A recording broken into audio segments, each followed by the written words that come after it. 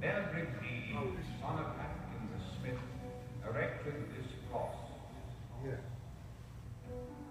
Joach, son of Harold the Red, erected this cross to the memory of Peter, his mother. Sandal the Black erected this cross to the memory of Aranville, his wife. Orleaf Naki erected this cross to the memory of Pia, his son.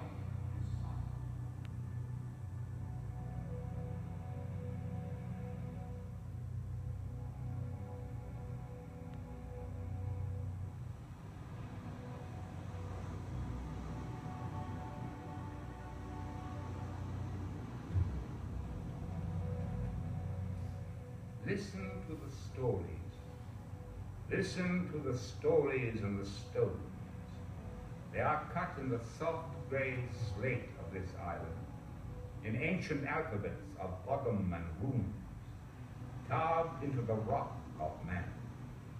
And in all the world, there is no array of stones like these. The stories in the stones were told so you would remember the living through the memories of their dead and travel the same journey.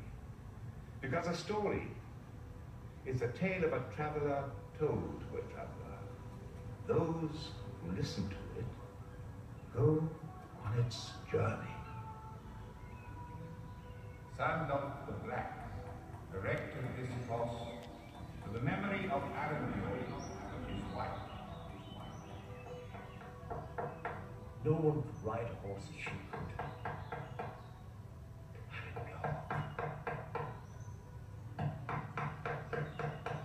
Make it a fair cross, and I'll pay you silver. Let them see how much of what I earned can be spent on her memory. Now she's gone.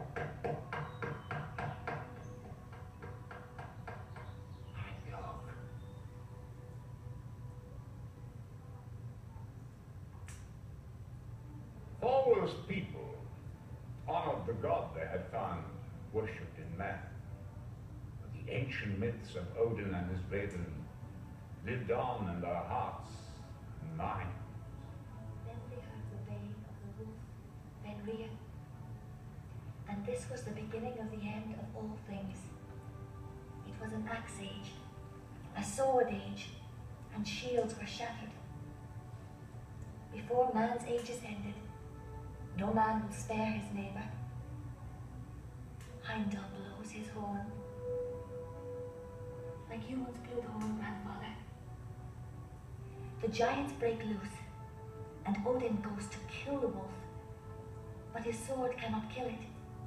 Its teeth devour him.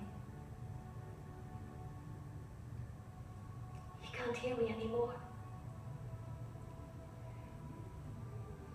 The sun blackens. The earth sinks under the sea. It is the end.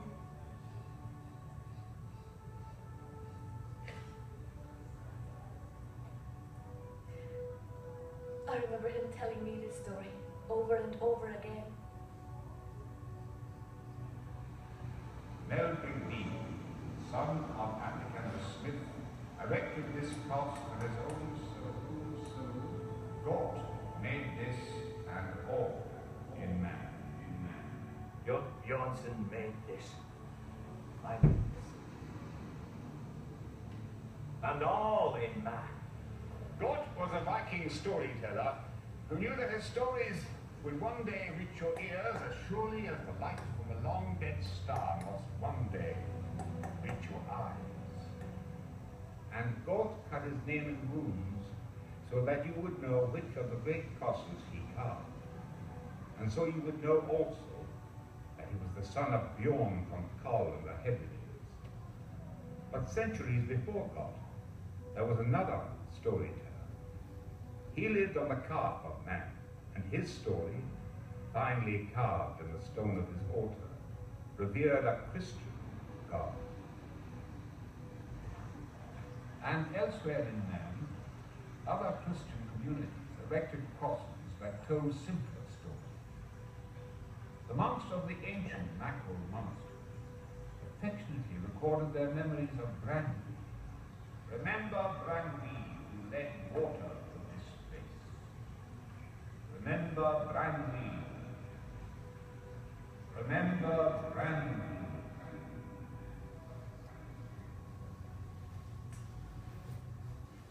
So Stephen had the great sword made for him by Regan. He had the great horse Grani, chosen by the god Odin himself. And he rose up and put his weapons about him and went out to win Fafnir's gold. How terrible was Fafnir. Fafnir, the serpent dragon. How terrible was he? He was the snake, the size of a long ship. Sigurd drove his sword up into the monster, right into its heart. Then he held that sword fast as the dark blood fell hot about him. And the monster screamed and writhed and tore at the metal which had pierced its very life. Then Sigurd cut out Fafnir's heart and put it over a fire. He wanted to see if it was ready. He felt it to see if it was cooked. He burned his fingers too. And when he sucked them, he found he could understand the language of all the creatures of the earth and the birds that flew. The storytellers left their mark on this island for you to find in the stones that remember their pasts and imagine their futures. They told their stories so that those who came after them could find their way along the same journey.